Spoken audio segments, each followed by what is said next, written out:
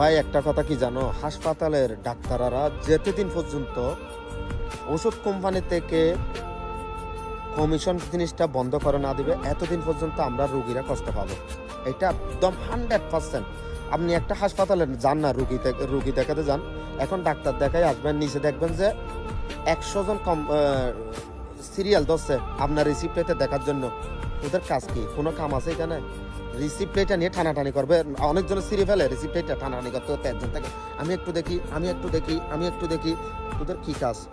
টাকা দিয়ে ডাক্তার দেখাচ্ছি, টাকা দিয়ে ওষুধ কিনবো, রিসিপ্ট স্লিপ এটা নিয়ে টানাটানি বাংলাদেশে দেখছি যে হাসপাতালে গেলে আবার সেম রোগের স্লিপ এটা নিয়ে যদি আপনি অন্য ডাক্তারের এখানে গেলে বলবে যে এই ওষুধ এগুলো ঠিক নেই, ওষুধ চেঞ্জ করতে হবে, আবার মোটামুটি আবার দেখবেন যে অন্য ওষুধ দিয়ে আবার চেঞ্জ করে ফেলবে সব কিছু।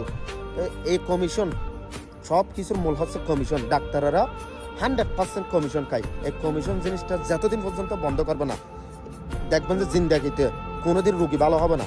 কী করে ভালো হবে? ডাক্তাররা যখন আপনার ওষুধ কোম্পানির থেকে কমিশন খাবে, জিন্দাগিতে ভালো হবে না। কারণ ওরা সব সময় চাইছে রুগীকে চায় না, ওরা টাকা চাইছে। না হয় আজকে এই অবস্থা কেন?